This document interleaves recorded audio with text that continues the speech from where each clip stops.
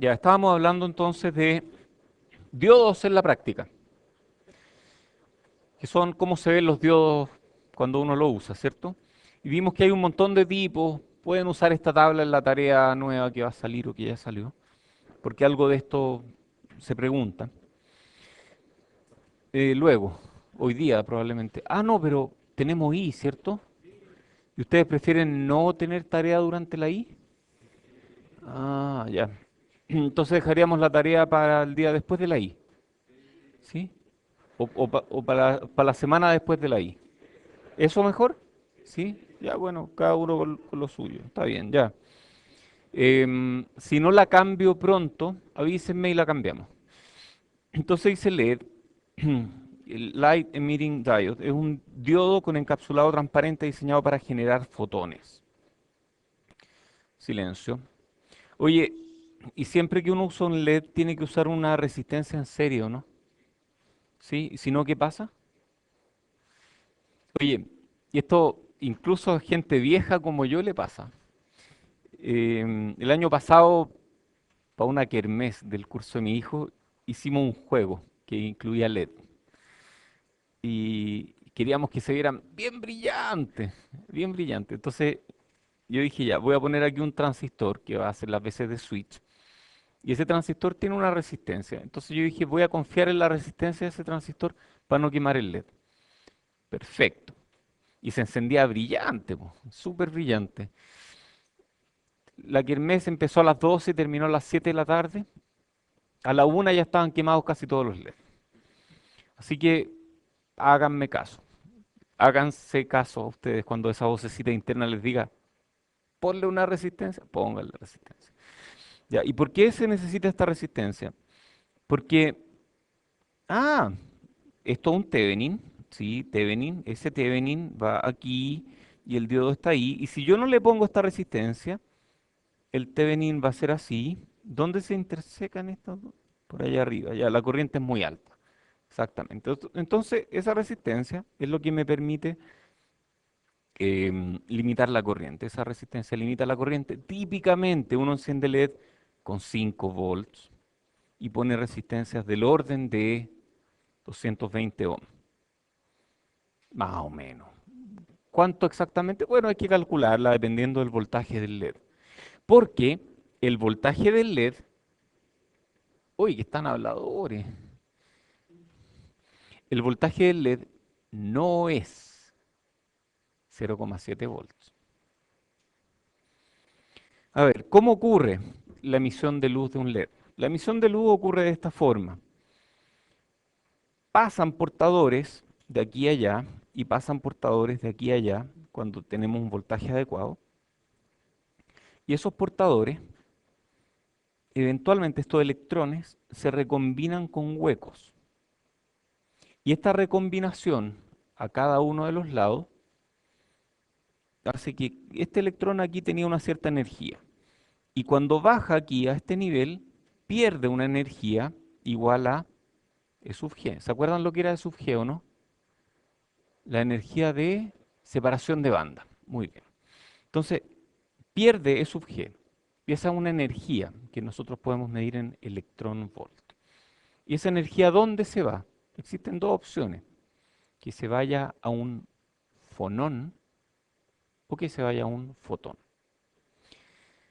Los LED están hechos en materiales que se llaman de direct bandgap, que significa que se emite directamente un fotón y no va a un fonón. Un fonón es un movimiento es como un aumento de temperatura, digamos, como un movimiento térmico o una vibración en la red cristalina.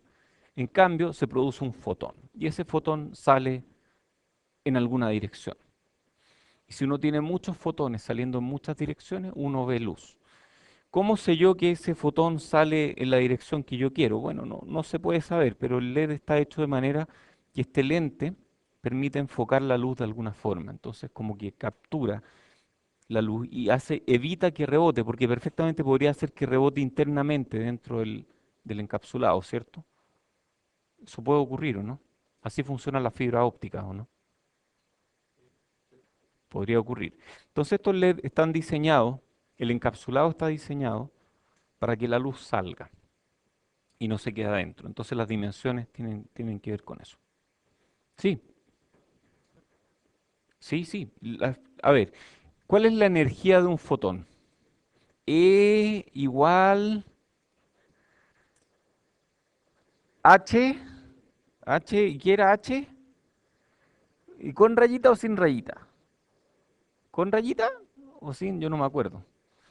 Sin, ya, y después viene una cosa que es como una especie de...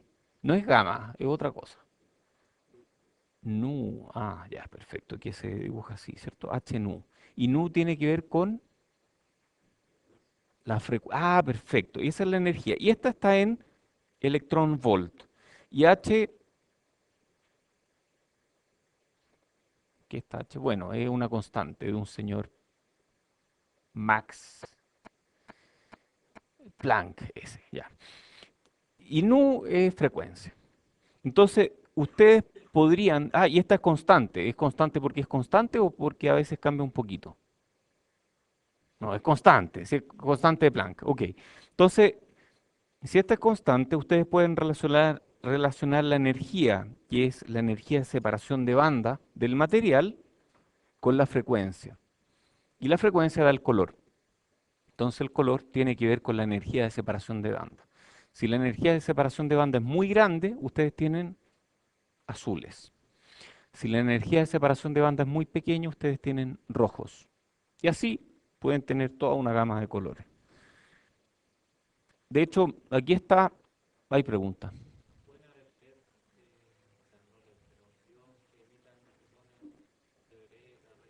Se pueden, de hecho, ultravioleta hay. Rayo X, no sé, debe haber, pero no conozco. Tal vez no. Rayo X más difícil, pero ultravioleta sí, sí hay. Oye, entonces aquí tenemos energía de separación de banda y tenemos la frecuencia o la longitud de onda, que tiene que ver con el color, ¿cierto? Entonces aquí tenemos los verdes, que tienen estos voltajes, los azules, violeta. Y ese voltaje se relaciona de alguna forma con la energía de separación de banda. Ah, perfecto. Esa es la energía de separación de banda. Muy bien. Oye, ¿y este es el voltaje que requiere el LED para operar?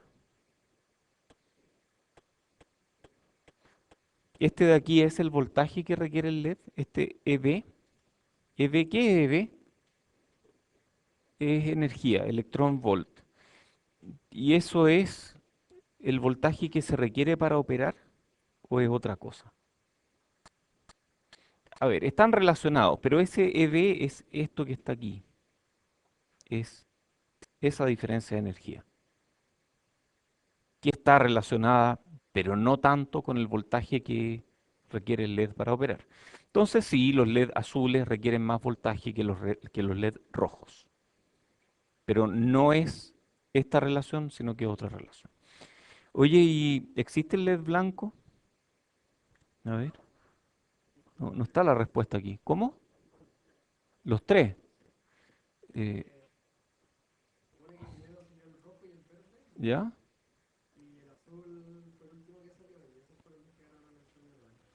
Ajá, va por ahí la cosa, ¿cierto? Ocupan los tres. Sí, de hecho, hay unos LED que vienen en un encapsulado con cuatro patitas. ¿Lo han visto, no? Sí. Entonces, esos son como, pueden ser así, por ejemplo. Uno, dos, tres, cuatro patitas. R, G, B. O pueden ser así también. Pueden ser así. Unos son de ánodo común y otros son de cátodo común. Estos son de cátodo común, porque el común a los tres LED es el cátodo. Oye, entonces combinando los tres colores uno puede hacer un blanco, ¿cierto? Sí, hay otros blancos que son generando ultravioleta y pasando la luz ultravioleta por un centellador de fósforo o algo parecido, que produzca, igual que estas luces de aquí. Estas luces en realidad es una especie de ultravioleta lo que hay dentro. Y el recubrimiento interno de estos tubos tiene fósforo, y ese recubrimiento es lo que permite que veamos luz blanca, porque convierte luz ultravioleta en luz blanca. La reemite. Oye, estos son los displays de 7 segmentos que tienen 1, 2, 3, 4, 5, 6, 7 segmentos, más un octavo que puede ser el punto. Entonces son 8 LED, típicamente. Cada LED usa dos patitas, entonces estamos hablando de 16 LEDs. ¿Sí? Ajá.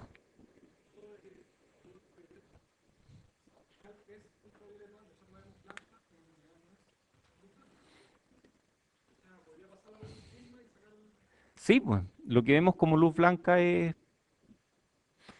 si tienen los tres colores, entonces al pasarla por un prisma vamos a ver tres colores, pero que tienen un espectro que al final parece más o menos blanco. Em, es una gran duda, o sea, si uno ve luz blanca en realidad tiene tres colores, sí, pero tiene más de tres colores. ¿Qué son tres colores? Bueno, el verde, ¿qué es verde? ¿Es verde realmente? O sea, si yo puedo mirar el espectro de salida de un LED verde, ¿cómo es el espectro de salida? ¿Es exactamente a 520 o lo que sea nanómetros? ¿O es un poquito más arriba? ¿O un poquito más abajo? Generalmente los LED entregan una frecuencia, por ejemplo el LED verde 520 nanómetros más menos 10 nanómetros. Entonces si uno mira el espectro, está en torno a los 520 nanómetros, como una gaussiana, que está con el pic en 520, pero un poquitito más arriba y un poquitito más abajo. Entonces es bastante preciso. Oye, ¿cuántos pines contamos aquí? 1, 2, 3, 4, 5, 10. 10 pines más que 16 pines que necesitaríamos para hacerlo de esta forma, ¿cierto? Hay 16 pines. No es así como funciona esto, ¿cierto? ¿Cómo funciona entonces? Bueno, con ánodo común o cátodo común.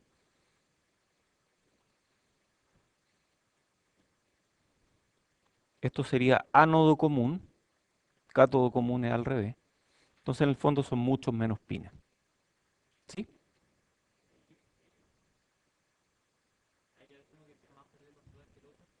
La misma cosa.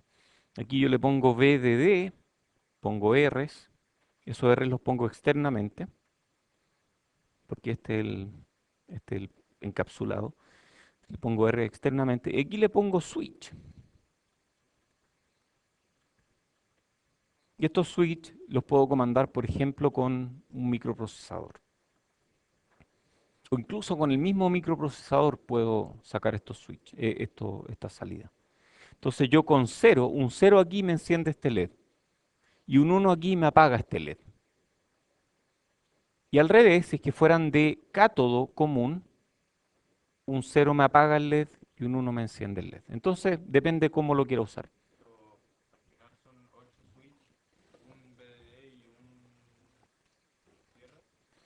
Son 8 switch y un VDD. O, o sea, tendrías 9 pines en total. 9 pines ocupados. Oye, el fotodiodo, este me encanta.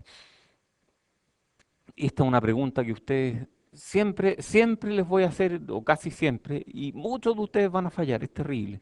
El fotodiodo se polariza de manera inversa, porque el fotodiodo es un diodo como este, por ejemplo, pero que lo tengo con un encapsulado abierto. Entonces permite que le lleguen fotones. ¿Cómo opera el fotodiodo? Le llegan fotones al fotodiodo y esos fotones hacen que el diodo cambie su curva. Entonces, esta es la curva típica del diodo, ¿cierto? Esta es la curva voltaje corriente del diodo. Todos la conocen. Esta es la curva ID igual IS por E a la B partido por BT menos 1. Esa es la curva. Hay un N ahí si quieren. Esa es la curva. Y cuando ustedes hacen incidir fotones sobre el fotodiodo, esta curva entera se mueve hacia abajo. A medida que hay más luz, más hacia abajo se mueve la curva. Luego nosotros nos colgamos de este pedazo de la curva. Este es el primer cuadrante. ¿Cuál es el segundo? Siempre se me olvida. ¿No? Ya, pues eso. Ya, pero no el reloj, al revés del reloj. Que siempre se me olvida para dónde va el reloj también. Bueno, segundo cuadrante aquí, tercer, perfecto. Entonces, fijémonos en el tercer cuadrante. Damos vuelta aquí. Demos vuelta a todas estas curvas. Démosle un giro de 180 grados y nos quedan así las curvas. Entonces nos fijamos en el tercer cuadrante y en el tercer cuadrante vemos que el fotodiodo presenta una corriente que es prácticamente constante y esa corriente crece cuando hay más luz. Entonces cuando yo conecto el fotodiodo de esta forma, el fotodiodo se convierte en una especie de fuente de corriente, cuya corriente depende del voltaje, de la cantidad de luz que le estoy haciendo incidir. Y bueno, ¿cuál va a ser el voltaje que me va a entregar? Depende de la recta de carga. Entonces, en esta recta de carga, ese Thevenin tiene esa recta de carga y el voltaje va a depender de esa recta de carga. Ok. Hay otra forma de operar el fotodiodo, que es la forma en que se opera en física de partículas, que que tiene que ver con lo siguiente. Un fotodiodo, yo dibujo el diodo al revés, ¿ah? Porque las corrientes no pueden ir en esa dirección, y igual cero. Cuando le llega luz, cuando le llega un paquete de fotones, de muchos fotones, lo que hace aquí es depositar carga. Entonces, esto se puede modelar como un capacitor, cuyo voltaje cambia en función de la carga depositada en el fotodiodo. Y esa carga es como, por ejemplo, proporcional a la cantidad de fotones que recibió. Entonces está una carga que es proporcional a número de fotones. Y esa carga aparece aquí. ¿Cuál es el problema? Esta capacitancia nosotros vimos que es lineal o es no lineal. Es muy no lineal. Entonces el voltaje que aparece aquí no es proporcional al número de fotones. No es proporcional. ¿Cómo se dirá no es proporcional? ¿Podrá ser así? ¿Ese símbolo le gusta ese o no? Para decir que no es proporcional. No sé si matemáticamente es correcto, pero ya digamos que es distinto de algún K por número de fotones, porque es no lineal. Entonces, como es no lineal, no nos sirve. Entonces, la carga depositada es lo que nos indica cuántos fotones llegaron. Entonces, una forma de procesar esto es con este circuito. ¿Qué hace este circuito? ¿Se acuerdan, no? Lo habíamos visto alguna vez. Es un integrador Miller que integra carga. ¿El voltaje aquí cuánto es? Cero. El voltaje ahí es cero. Y si yo trato de inyectarle corriente, finalmente esa corriente va a producir a la salida un voltaje que es la integral de la corriente dividida por la capacitancia de realimentación. Ah, y la integral de la corriente en el tiempo es la carga. Ah, entonces si yo le puedo meter carga a esto, por ejemplo a través de un fotodiodo, en ese fotodiodo le entra carga y esa carga, a ver, vienen fotones, esos fotones depositan carga y esa carga es la que aparece a la salida. Entonces a la salida yo tengo un escalón de voltaje en el tiempo y ese escalón de voltaje tiene una altura que es Q partido por CF. Si yo hago más chico CF, ese escalón crece. Si yo hago más grande CF, ese escalón disminuye. Tiene que ver con la carga. Bueno, estos fotodiodos requieren polarización. Estos fotodiodos uno quiere que la zona que es sensible a la luz sea lo más grande posible, ese volumen sensible a la luz. Y ese volumen sensible a la luz es precisamente la región de agotamiento del fotodiodo.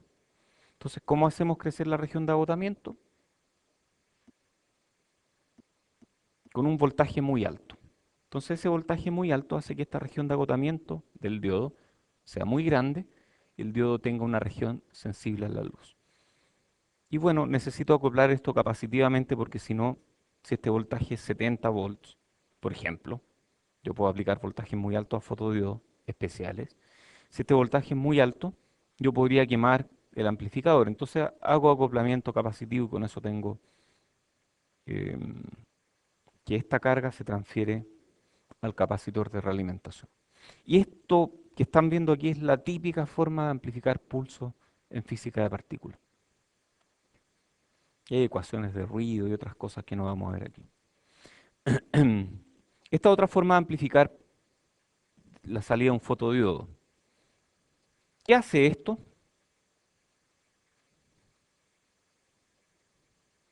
¿Qué le hace a la corriente que aparece aquí?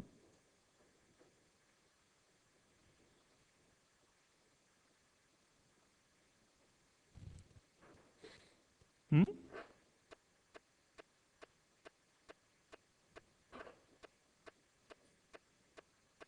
A ver, vamos a hacer un pequeño experimento. Imaginen que yo tengo un fotodiodo, pero que no es un fotodiodo ideal. Tiene, tiene ahí una tierra. Y aquí lo conecto a algo. Digamos que lo conecto a una resistencia. Entonces, yo dije en algún momento que el fotodiodo, cuando yo lo conecto con polarización inversa, se parece a una fuente de corriente. Eso dije, ¿cierto? Entonces, digamos que yo lo conecto así como una especie de fuente de corriente. Y esta fuente de corriente va a producir un voltaje en esta resistencia. Oh, ley de Ohm. Igual a I por R, donde I es proporcional a la cantidad de luz.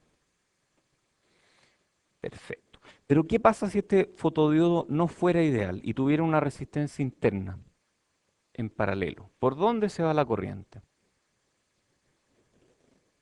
Se va por el paralelo de estas dos al final.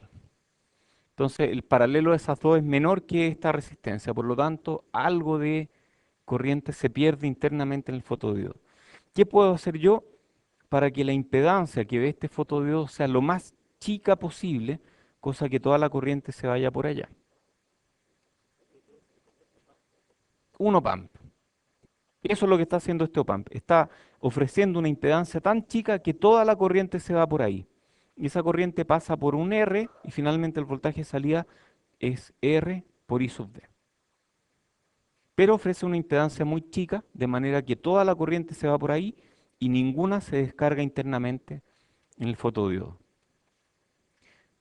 Di el ejemplo con una resistencia interna, pero típicamente el problema no es la resistencia, sino la capacitancia. Y eso hace que sean muy lentos estos fotodiodos, y si quiero que sean más rápidos, tengo que ofrecerle una impedancia chica. Esa impedancia chica a través de este amplificador con realimentación. Esta otra forma de hacerlo, amplificador para fotodiodos. Celda solar. A diferencia de los fotodiodos, las celdas solares funcionan en otro cuadrante. ¿En qué cuadrante? En el cuadrante 4. Entonces, la celda solar es como un diodo. Esto de aquí es un diodo. Esta celda solar o celda fotovoltaica, que es el nombre más correcto. Vamos a ponerle fotovoltaica. Esta celda fotovoltaica es un diodo. Este pedazo de silicio es un diodo entero. ¿Pero cómo será así? No, no es así. Digamos que si uno la mira de lado, si uno la mira, no, el ojo está al revés. Ahí, si uno la mira, este es un ojo, ¿ah? Así se dibujan los ojos, ¿no? Si uno la mira de lado, se ve una unión PN, de esta forma. Entonces, lo que estamos viendo aquí, esta es el área del diodo, esa es la sección transversal, y la unión está en toda la celda. ¿Y por qué queremos que tenga un área grande? Más corriente, po, más área, más corriente. Ah, perfecto. Entonces, si aumento el área, voy a tener más corriente. En este caso, operamos en el cuarto cuadrante, que sería este cuadrante de aquí. Ah, es como un fotodiodo, o sea, al aplicar más luz, estas curvas se mueven hacia abajo. Nosotros operamos en este cuadrante. En este cuadrante, nuestra celda solar, por ejemplo, si yo le aplico harta luz, va a tener esta curva. A ver, esa curva. Vamos a hacerle zoom a este pedazo de la imagen. D y sub D. Le aplico mucha luz y me da esa curva. Donde este voltaje es del orden de 0,7 volts. Y esa corriente depende de dos cosas, del área y de la cantidad de luz. Entonces, mientras más área, más corriente. Mientras más luz, más corriente. Y perfecto. Entonces, esta es la recta esta es la curva de carga que me da una celda solar. Si yo conecto una celda solar así, a nada, y le aplico luz, voy a tener esta curva de carga en función de la resistencia que yo le aplique. Entonces, estos son todos los puntos que me, que me permitirían, todas las combinaciones voltaje y corriente que yo le puedo sacar a esta celda fotovoltaica. Hay pregunta ahí.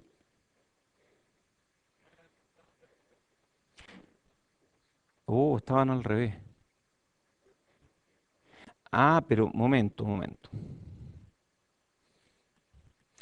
Estamos en el cuarto cuadrante. Estamos en este cuadrante, ¿cierto? En este cuadrante el voltaje es positivo y la corriente es negativa. El voltaje es positivo y la corriente, que normalmente en el diodo va en esa dirección, es negativa. Entonces, la corriente va en esa dirección y me permite alimentar algo. Oye, entonces, esta sería la recta de carga. Y si yo le conecto una resistencia aquí, ¿cómo se ve la resistencia aquí? Ahí está, 1 partido por R. Y me conecta, se intersecan ahí y tengo ese punto. Para una resistencia más grande tengo ahí más voltaje. Para una resistencia más chica tengo ahí más corriente. ¿Cuál es la resistencia óptima aquí? ¿Habrá un óptimo? A ver, de partida, hay un óptimo. Si le aplico un R infinito, voy a estar aquí. Si le aplico un R0, voy a estar aquí. Hay que maximizar el I por R, el I por V, ¿cierto? Hay que maximizar el área. Entonces probablemente voy a estar por ahí más o menos el óptimo, ¿no? Ah, oye, ¿y cómo será una curva de I por V constante? Esta I por V constante. I por V más chico. I por V más chico. Ah, por ahí. Ahí ya. Perfecto. Entonces, esa es la resistencia que me maximiza la potencia entregada por esta celda fotovoltaica. Oye, ¿cómo le voy a chuntar yo justo a esa resistencia cuando quiero usar este circuito? ¿Ah? Probando puede ser, ¿sí?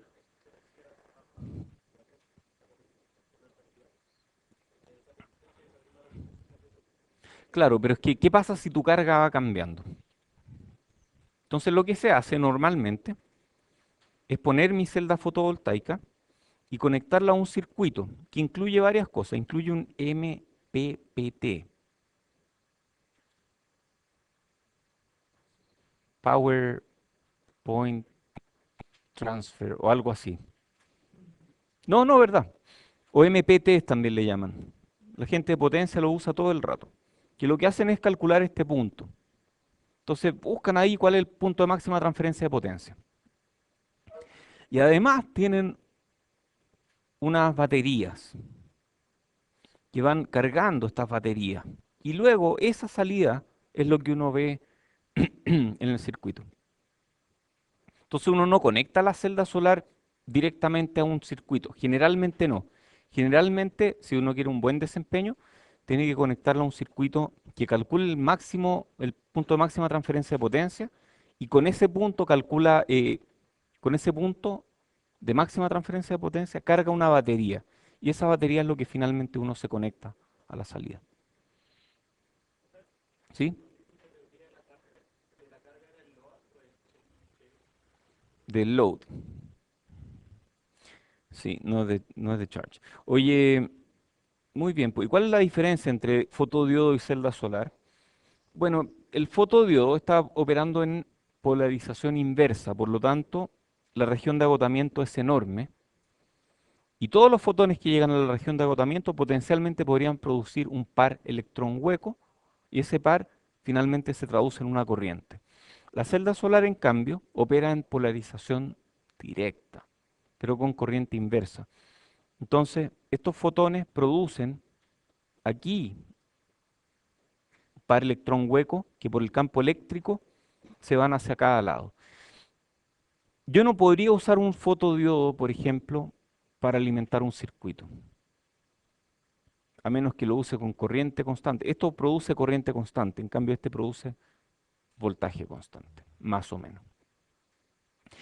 Oye, y entonces el voltaje que me produce una celda solar, dijimos que era del orden de ¿cuánto? Porque es un diodo polarizado en forma directa, entonces es del orden de 0,7 para algo de silicio. En realidad un poquito más alto, depende de la celda, depende de la forma en que está fabricada esta celda solar.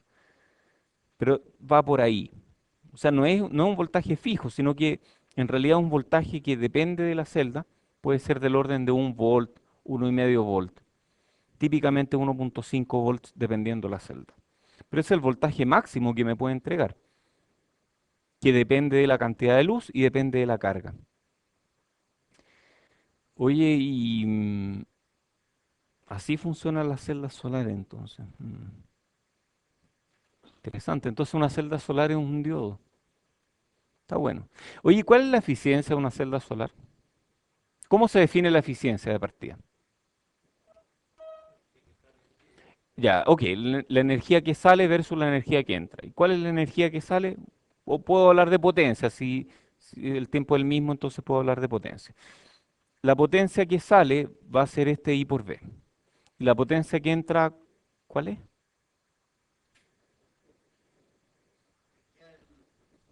La energía, todos los fotones por unidad de tiempo. Ok. ¿Y ustedes saben cuál es la energía de la máxima energía o máxima potencia que uno puede obtener al Sol? ¿De qué orden será? Ya, un Sol, de hecho, es la constante solar. Esa es la constante. Es divertido el nombre. Ok, pero ¿cuánto será? ¿Será 1 watt por metro cuadrado? ¿Sí? Mucho más. Integrando todos los fotones de todas las frecuencias. Entonces, más de 1 watt por metro cuadrado. ¿Serán 100 watts? Más. ¿Serán 1000 watts por metro cuadrado? Ojo, 1000 watts es una potencia grande, ¿ah? ¿Qué potencia tienen ustedes? 300 watts. Yo medí mi potencia una vez, pero la máxima, y terminé con la lengua afuera para medir mi potencia. Les conté ese experimento, ¿no? ¿Sí? ¿Sí? De subir una escalera bien rápido y contar el tiempo y MGH dividido por tiempo, eso me da potencia. Sí, ¿nadie ha hecho ese experimento para medir potencia? Bueno, sí, como 300 watts es lo que uno puede entregar de manera continua. ¿M? Si uno se esfuerza mucho puede llegar a más, pero de manera continua como 300 watts. En el desierto de Atacama estamos hablando del orden de 1 kilowatt por metro cuadrado, que eso es mucha potencia. Y cuánto de eso yo puedo extraer realmente depende de la eficiencia de mi celda solar. La eficiencia, estamos hablando de, hay diferentes tecnologías de celdas solares que utilizan silicio amorfo, silicio polisilicio o silicio cristalino, y aún así hay algunas que funcionan en capas. Por ejemplo, las primeras capas toman cierta región del espectro y otras capas más abajo toman otra región del espectro. Entonces, realmente depende cómo esté construida. Pero no llegan a más de 30 es mucho. 30 es mucho. Lo típico es como 8%, 10%. 15, ya una buena 18%. 20, 25, mejores tecnologías. No llegan mucho más arriba de eso. 30 tal vez en laboratorio, no sé. No sé, no soy experto en el área, pero sí es de ese orden. Entonces no podemos sacar más de 300 watts por metro cuadrado integrado durante ¿cuánto rato? ¿8 horas? No es mucho. Pero se puede sacar algo, ¿ah? Se pueden hacer cosas. Bueno, de ahí ustedes tienen ecuaciones para jugar un buen rato. Sí.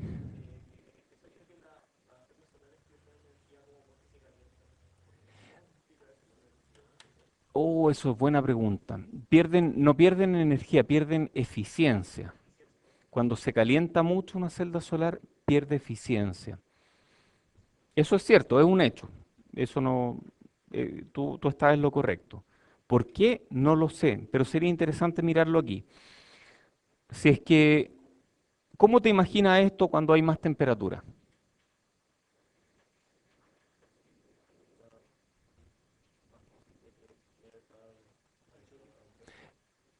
Hay más facilidad para que se generen par electrón hueco, pero a su vez también hay más choque. Y más choques hacen que les sea más difícil moverse a los portadores de carga. O sea, la movilidad baja a mayor temperatura. Más temperatura, menos movilidad y por lo tanto las corrientes que dependen de la movilidad van a bajar. Yo creo que va por ahí la explicación. No lo tengo súper claro, no es mi área, pero me da la impresión de que es por baja de movilidad y eso baja la eficiencia. Por otro lado, cuando reciben más luz se vuelven... Hay un compromiso ahí. Entonces uno se pregunta por qué usan concentradores solares. Ah, yo podría usar una celda solar de este porte y concentrar la luz de 1 kilómetro cuadrado en una celda solar de este porte, con una lupa gigante. Podría hacerlo, ¿no? Porque total, Abusle me dijo que lo que importaba era el área y la corriente. Yo fijo el área, pero estoy tomando el área de una lupa de 1 kilómetro cuadrado ok, se calienta mucho, sí. Pero efectivamente eso se hace. Se usan concentradores solares que permiten a la celda solar operar en un punto de mayor eficiencia, porque esta curva en realidad es no lineal. Hacia arriba y hacia abajo es no lineal. Pero también se calienta mucho, entonces hay que bajarle la temperatura y hay un óptimo. Y eso óptimo finalmente es lo que se llega con estos concentradores solares. Muy bien.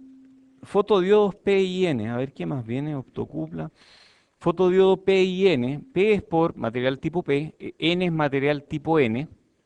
¿Qué será la I?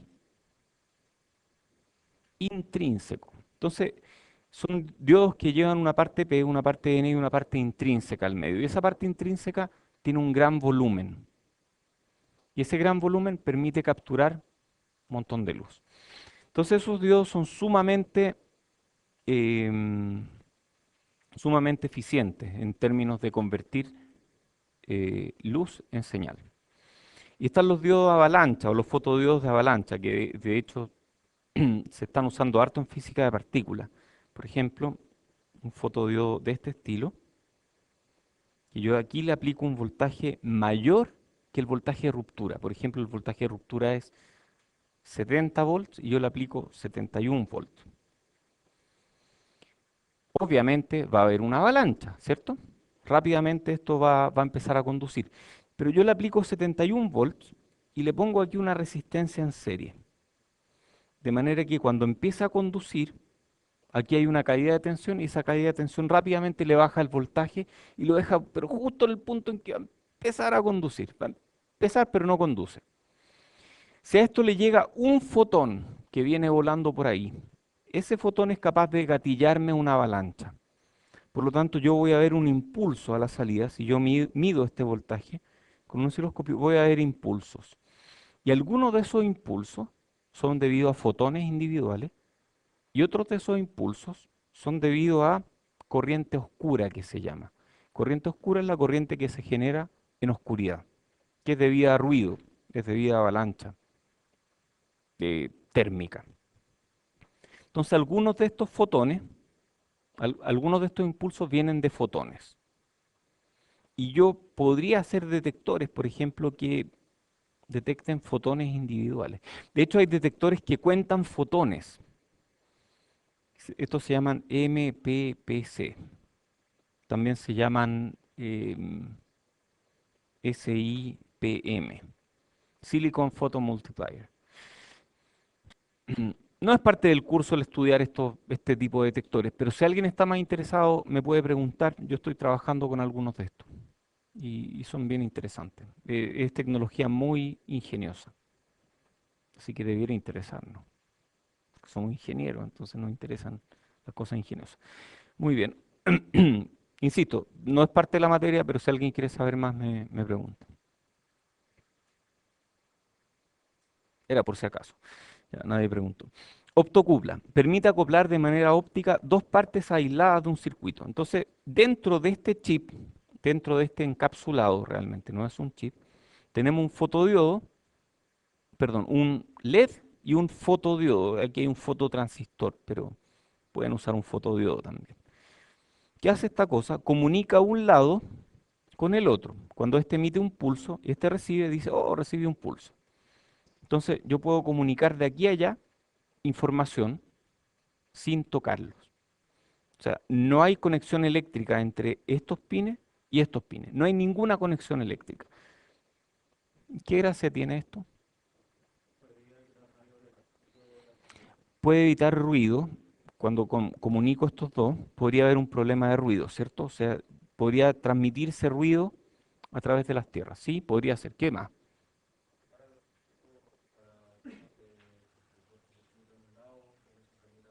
También. Y eso yo diría que el uso más frecuente. Por ejemplo, yo quiero encender un motor que consume 1 kA y lo quiero encender con un Arduino.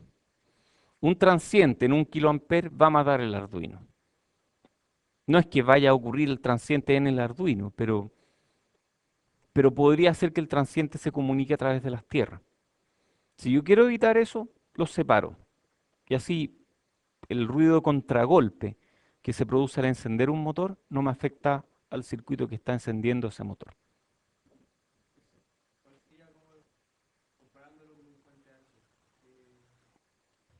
¿Qué es un puente H? ¿Y por qué se llama puente H? Ya, ok. Entonces tú dices que el puente H es como perdón, como una H. No, mayúscula, ya, ok. Entonces el puente H es una H mayúscula. Qué insoportable. Perdón, perdón, pero es que a veces no. Ya, ¿y dónde va el motor? El motor, sí.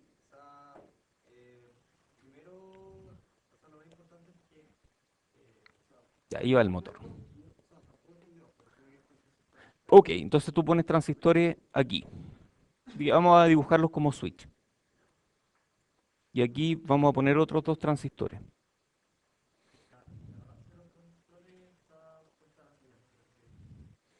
Aquí, tú dices, aquí le estoy metiendo una señal. Y aquí van los rieles. Entonces este de aquí es VSC, este es tierra, y este es tu puente H. ¿Sí? Ok. Entonces si tú enciendes este de aquí y enciendes este de aquí, la corriente va en esa dirección y el motor gira para un lado. Si yo abro estos dos y cierro este, la corriente va en esa dirección y el motor gira para el otro lado. Eso es un puente H, perfecto. Ahora, ¿cómo yo enciendo estos switch? o cómo yo los apago, ahí está antes de PWM incluso, ahí está la optocupla, porque la optocupla permite que yo cierre este circuito, di- no directamente, ok, con algún otro amplificador, tal vez, insisto, no directamente porque esto es un chip muy chiquitito, no pueden pasar 1 kA por ahí, pero permite que el que comanda a este puente H no tenga ningún contacto con el puente H. En el fondo es como decirle, imagínense que tienen un láser, un puntero láser y con el puntero láser le dicen, enciéndete, pero sin tocarlo, bien lejos. Eso es lo que está haciendo este, ¿de acuerdo? Eso es exactamente lo que está haciendo la optocupla. Avisarle con luz, enciéndete o apágate. ¿Puede aplicarse en un puente H? Sí, puede aplicarse en un puente H. ¿Puede aplicarse en otro circuito que no tenga puente H? Perfectamente. Pero lo importante es eso, sin tocarlo, porque si lo toca, podría ser que el ruido de contragolpe de encender y apagar un motor dañe el circuito que está comandando el, el encendido y el apagado del motor. Sí, emite una señal,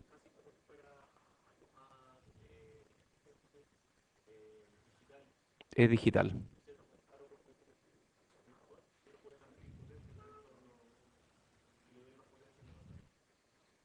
Sí, de hecho es digital. Las optocuplas se usan en forma digital. Se pueden usar en forma analógica, pero el uso típico es digital. ¿Sí? En un solo sentido de la comunicación, no al revés. Pero uno podría poner otra optocupla y hacerlo al revés también. ¿Sí?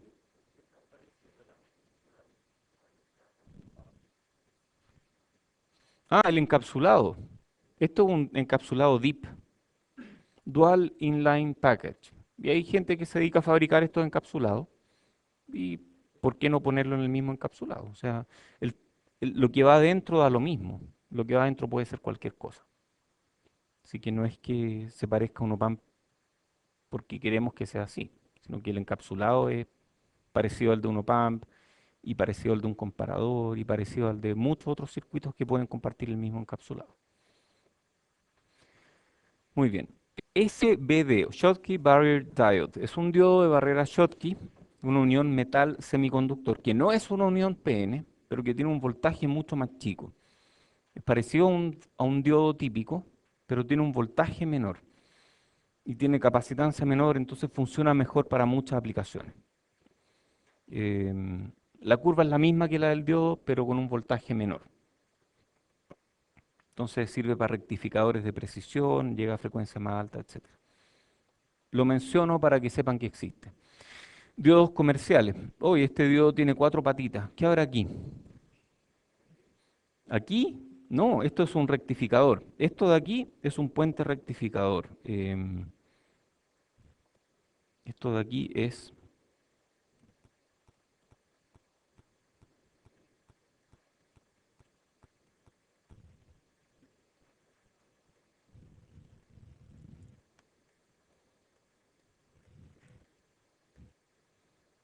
Ahí hay 4 patas. Eso es esto, que de hecho tiene... eh, perdón, esta es así, esta es así, más y menos. Y uno la conecta y saca un rectificado. Esta también son lo mismo. Ahí está alterno, más y menos. Esta también, alterno, más y menos. Estos de aquí son típicos fotodiodos, estos de aquí son típicamente LED infrarrojo, estos de aquí son diodos rectificadores, estos de aquí son diodos para señales, típicamente germanio, con voltaje de 0,3 o 0,4 volts. Esto de aquí es un fotodiodo, y así, tienen muchos diodos con los que pueden jugar. ¿Y qué más dice aquí? Símbolos. Ah, son muchos símbolos distintos. Varicap. Varicap, qué divertido ese. SCR, este lo vamos a ver en el capítulo 6. Zener, Schottky, uy, que se parecen esos dos. Túnel. Ya, bueno, esos son los símbolos de los diodos. Y después viene el resumen. En este capítulo vimos física de semiconductores, vimos muy poco de eso. Vimos el diodo de unión, vimos sus regiones de operación, vimos modelos, vimos algunos circuitos, con puertas lógicas prácticamente ni lo vimos, pero vimos casi todo lo demás y vimos diodos reales. Eso es este capítulo y se acabó. Y ahora entramos a ver transistores. O sea, puedo preguntar transistores en la I. Sí.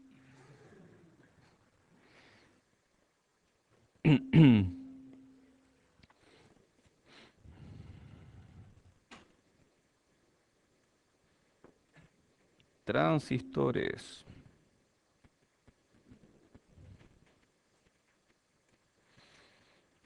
Yeah. La cara de cumpleaños que tengo, no me la quitan nadie. No, es que me gusta mucho este capítulo. Este es mi capítulo favorito. Este es transistor de efecto de campo. Ok. Transistor será no lineal, pues, porque si fuera lineal lo habríamos visto en circuito. Entonces, sin haber visto nada, podemos asumir que el transistor es no lineal. Y bueno, no es un diodo. El diodo también es no lineal, pero el diodo es de dos terminales. Dos terminales. Podemos asumir que el transistor es de más terminales, sin haber visto nada, ¿cierto? Y aquí vemos un dibujo, y este dibujo es como uno dibuja un transistor en silicio. Este es el layout de un transistor, de un MOSFET en particular.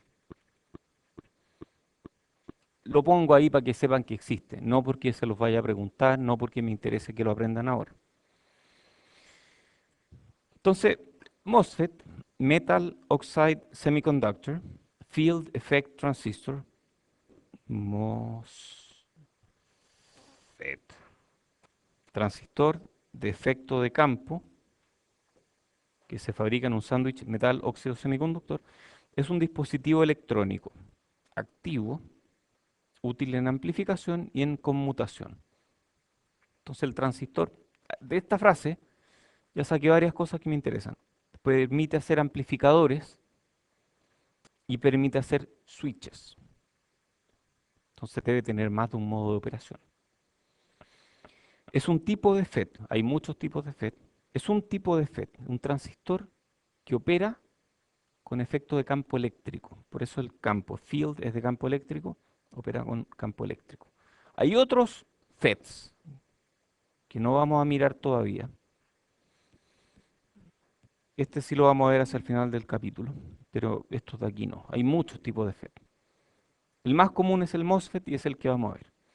Su principio de operación fue propuesto en los veintitantos, 25, esa es la patente de Lilienfeld, pero solo fue una realidad práctica en 1960. Antes de eso era imposible fabricarlo. El transistor más utilizado en circuito integrado.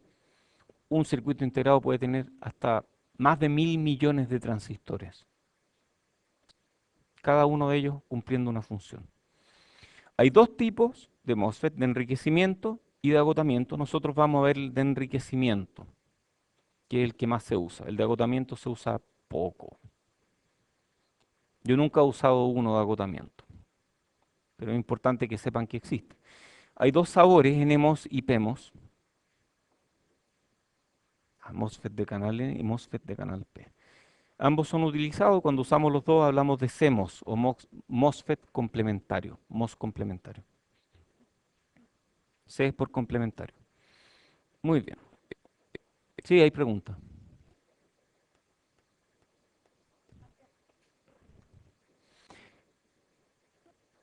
Lo que cambia en el MOSFET de enriquecimiento y agotamiento es que en el MOSFET de enriquecimiento no hay un canal que comunique dos terminales, a menos que yo lo cree con un campo eléctrico externo. El de agotamiento al revés. Hay un canal físico que yo elimino con un campo eléctrico externo. Esa es la forma, esa es la gran diferencia. Historia, nos vamos a saltar la historia. Eh, es que los voy a invitar a que lean este paper, que es muy bueno, de Tom Lee. Es un paper muy divertido, así que léanse eso. Y hay un paper de Gordon Moore también, pero léanse este. Si hay uno que tienen que elegir leer, léanse este porque es bueno. Muy bien. ¿Cómo son los MOSFETs? Símbolo, chuta, ¿cuál símbolo me voy a aprender? A ver, yo voy a usar más que nada este. Este es para el NMOS y este es para el PMOS. Y también voy a usar este para el NMOS y este para el PMOS. Y a veces, uno usa una cuarta patita, que se llama terminal de cuerpo. Entonces a veces vamos a usar estos símbolos. Y equivalentemente vamos a usar estos símbolos. Y el resto son derivaciones de los anteriores. Pero bueno, el que más vamos a usar son estos que están acá. Entonces este es para el NMOS y estos de aquí son para los PMOS. Así se ve un MOSFET discreto. Esto es un encapsulado TO. Nadie se lo sabe. 92. ¿Por qué tendrían que saberlo? No sé, por algunos de ustedes han mirado hojas de datos y ven que dice TO 92. Este es un encapsulado TO 220. Y esto de aquí es un MOSFET integrado. Así se ve dentro de un chip. Y si uno le saca una foto, así se ven los MOSFET. Chiquitito, chiquitito. 70 nanómetros. Nanómetros y menos. Actualmente, ¿a cuánto están llegando? A 10 y menos. Y 10 nanómetros es esa distancia. Oye, ¿cómo son los circuitos integrados? Los circuitos integrados incluyen millones de transistores, millones de elementos pasivos, o no tanto, pueden ser cientos, e interconexiones. Los transistores van fabricados en el sustrato del silicio. Entonces, esto no está a escala, pero muestra más o menos, si este es el wafer, se pueden fabricar transistores NMOS y se pueden fabricar transistores PMOS y se pueden fabricar interconexiones entre los transistores. Estos son con metal, metal 1, metal 2, metal 3, etcétera. El chip, como decía, tiene transistores que uno los puede dibujar en el silicio. Esos son transistores, este es un NMOS, este es un PMOS. Alambres o conexiones, resistores que no están aquí, capacitores, etcétera. Contenidos de qué? Del capítulo. Estos son los contenidos del capítulo 4. Vamos a hablar de la física del MOSFET, MOSFET en pequeña señal, señales chiquititas. Eso produce señales chicas. Estamos hablando de algo que es como lineal. Claro, esto es para amplificar. Estos se usan amplificadores. Polarización que es necesaria para hacer un amplificador. Amplificadores con MOSFET. Y después vamos a hablar de otras configuraciones de amplificadores, todos amplificadores. Y después vamos a hablar de compuertas lógicas. Aquí el transistor opera como un switch. Entonces, vamos a ver lo primero física del MOSFET, después el transistor como amplificador y después el transistor como un switch. Partamos con la física. Comenzamos estudiando la estructura del MOSFET. Vamos a hablar del MOSFET de canal N. El MOSFET de canal P es justo al revés. Vamos a decir por qué al revés. Pero primero vamos a estudiar el MOSFET de canal N. Entonces el MOSFET de canal N se crea o es creado, es fabricado sobre un sustrato tipo P. Entonces a este le llamamos P sub por sustrato tipo P. Encima del sustrato tipo P hacemos difusiones N más y N más. Difusiones o implantes, implantes iónicos. Claro, y creamos material tipo N encima de un sustrato tipo P. Ah, esta es una unión PN entonces, o sea, aquí tenemos un diodo, ¿no? Justo aquí. Esto aquí un diodo y esto aquí también es un diodo parásito. Sí, muy bien. Entonces, tenemos tres o tal vez cuatro terminales. Este de aquí se llama source o fuente. O fuente. Este de aquí se llama drain o dren o drenaje. Este de aquí se llama gate o compuerta. Y este de aquí se llama body, también se le llama cuerpo, también se le llama sustrato, también se le llama bulk. Entonces tienen varios nombres. Muy bien.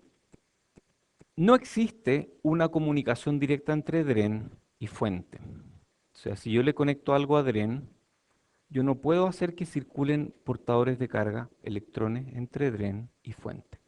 Porque no hay comunicación. De hecho, aquí dijimos que había un diodo. Entonces, perdón, el diodo va así y aquí hay otro diodo. Y si pongo dos diodos espalda con espalda, ¿puedo tener conexión? No, no hay conexión. Entonces, normalmente aquí no hay conexión, a menos que yo cree un canal. Y el canal aparece justo aquí.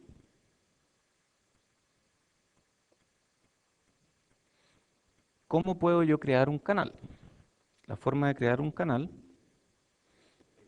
es polarizando compuerta. Si yo en compuerta le aplico un voltaje positivo, esto que está acá, este material de aquí, se llama dieléctrico.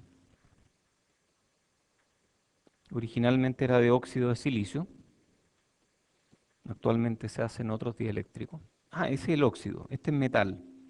Esto es óxido y esto es semiconductor. MOS, ahí me quedó el MOS. Eso es MOS, exactamente eso es MOS. Lo malo es que ya no se hacen de metal, las compuertas se hacen de polisilicio, pero igual le seguimos llamando MOSFET. Entonces, tenemos metal, óxido, semiconductor. Si yo aplico un voltaje positivo en compuerta, creo un campo eléctrico que atrae, ¿qué cosa? Atrae electrones. Entonces, eventualmente van a llegar muchos electrones de diferentes partes de cerca. Aquí está lleno de electrones, así que, porque este material es tipo N. ¿Se acuerdan del material tipo N que tiene un exceso de electrones? Entonces llegan muchos electrones de aquí y esos electrones se empiezan a acumular acá. Y cuando se acumulan suficientes electrones, crean un canal y por ese canal puede circular corriente entre dren y fuente. Así funciona un transistor. Esa es la forma en que un transistor de efecto de campo funciona. Entonces el campo eléctrico creado en la compuerta atrae electrones y esos electrones hacen que este material que es tipo P se invierta. Originalmente era tipo P y sigue siendo tipo P, pero en esta región se invierte y queda tipo N. Entonces ahí se produce la inversión. Algo que era tipo P, si le aplico un voltaje de compuerta, de repente va a pasar a tipo N. Ah, entonces nosotros podemos imaginar un voltaje de compuerta. A ver, si es que le aplico un voltaje muy chico, va a seguir siendo tipo P. Si le aplico un voltaje muy alto, va a pasar a ser tipo N. Entonces uno puede esperar que en algún voltaje intermedio, tal vez, en algún voltaje de compuerta intermedio, esta región no sea ni tipo P ni tipo N, sino que sea intrínseca. Tiene sentido, ¿no? Si le aplico un voltaje chico, es tipo P. Si le aplico un voltaje grande, llegan electrones, tapan los huecos y me queda un exceso de electrones y por lo tanto me queda material tipo N. Entonces hay un voltaje límite para el cual el material que está aquí es intrínseco. No tiene exceso de electrones ni tiene exceso de huecos. Ese voltaje se llama voltaje umbral, se designa con BT, la T es por threshold, y no tiene nada que ver con el voltaje térmico. Nada que ver con el BT. Ah, no, pongámosle térmico por thermal. Ah, pero umbral también es threshold. Ah, mala cosa, no, no fue mala idea. Ya, ok, no tiene nada que ver con KT partido por Q. Ahí sí, ahí sí. Entonces el voltaje térmico puede ser del orden de 1 volt, del orden de medio volt, por ahí, depende del MOSFET. No tiene nada que ver con el voltaje térmico y es una función del material y es una función de temperatura y voltaje. Había una pregunta aquí primero.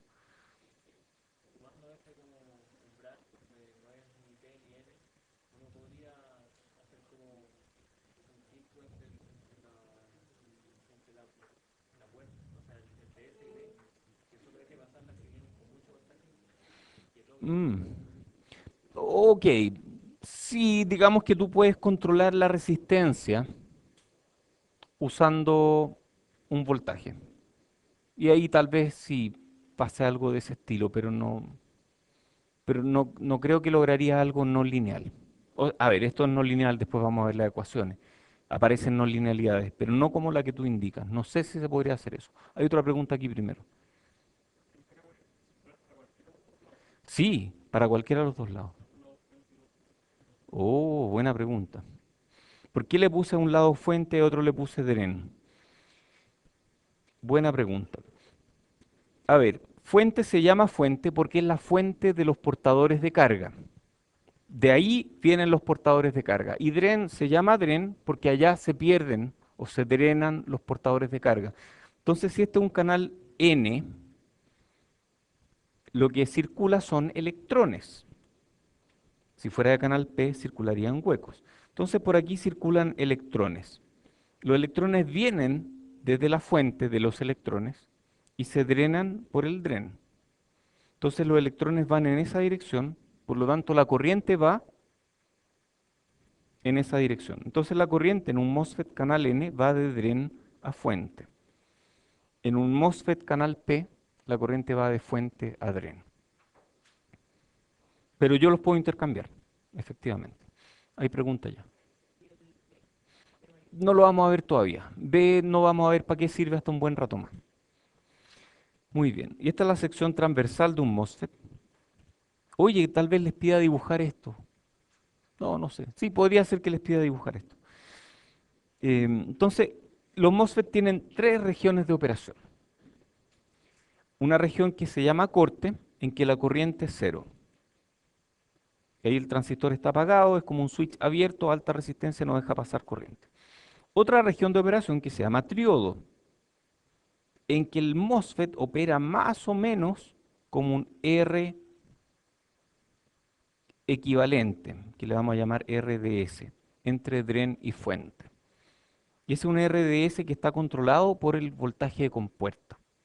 Entonces el transistor está encendido, yo puedo hacer que sea una resistencia relativamente chica, un switch cerrado. Yo puedo hacer que la resistencia entre estos dos regiones de operación sea del orden de, la razón entre ambas sea del orden de 10 a la 6, por ejemplo. O sea, yo puedo cambiar la resistencia de unos pocos kilos a cientos de megas o algo así. Entonces se puede hacer 10 a la 6, 10 a la 6 tal vez es mucho, 10 a la 3, a la 4 tal vez es más factible. Y existe una región intermedia, región activa, que también le llaman saturación, pero yo en este curso le voy a llamar región activa únicamente, para distinguirlo de otra cosa que se llama saturación en el capítulo 5. Y en esta región activa, el transistor opera como una fuente de corriente constante, I sub D más o menos constante, o más bien I sub D más o menos proporcional, o digámoslo de otra forma, I sub D es una función de VGS. Entonces, es un transistor que conduce y su corriente es sensible al voltaje entre los terminales. Entonces, opera como una fuente de corriente controlada por voltaje. Ok, entonces, recapitulemos. En corte no hay corriente. En triodo hay corriente que depende ómicamente de las condiciones externas. O sea, el transistor opera como una resistencia. Y en región activa, el transistor opera como una fuente de corriente controlada por voltaje. Yo puedo hacer amplificadores con fuentes de corriente controlada por voltaje, ¿cierto? Yo podría hacer una fuente de corriente controlada por voltaje, ponerle una resistencia externa y tengo un amplificador. Eso vamos a hacer, pero no todavía. Así que eso va ahí. Aquí es triodo y aquí es corte. Sí. Ajá. ¿Cómo que qué? Tranquilo, vamos de a poco. No vamos a alcanzar a verlo hoy día porque ya se me está acabando el tiempo, pero voy a terminar con esta lámina. El MOS como capacitor. El MOS también es un capacitor porque esto es un dieléctrico. Ah, se acabó la clase. Denme un minuto. Esto es un dieléctrico. Por ahí no circula corriente. Entonces yo puedo acumular carga aquí. Si acumulo cargas, puedo hacer un capacitor. Y ese capacitor es no lineal. La capacitancia se puede modelar por esta curva. Voltaje de compuerta perdón, capacitancia en función del voltaje de compuerta. Y el modelo es así típicamente. O sea, existe un voltaje umbral. Wow. Y ese voltaje umbral, a partir de ese voltaje umbral, la capacitancia es pequeña. Y cuando el voltaje es negativo, aquí la capacitancia es grande. Curioso. Y si yo llego a frecuencias bajas, la capacitancia también es grande. Entonces este es de baja frecuencia y esto es de alta frecuencia. No vamos a ver en este curso porque este es de baja frecuencia, este es de alta frecuencia. Si alguien quiere saberlo, me puede preguntar. No vamos a hablar mucho más del capacitor que está en un MOSFET, pero uno puede usar un MOSFET como capacitor. Oye, espera un poco. Entonces uno puede usar un MOSFET. Esta es buena. Como circuito abierto, como resistencia, como fuente de corriente controlada por voltaje y como capacitor. Uno puede usar el MOSFET de esas cuatro formas distintas. Tal vez pregunte eso en la prueba, así que déjenselo bien anotado. Y eso. Para muchas cosas, por ejemplo, para hacer filtros variables o para hacer, sí, filtros variables, yo diría que es la más importante. Pero, pero hay otras funciones. Muy bien, dejémoslo aquí. Gracias por la paciencia y nos vemos el viernes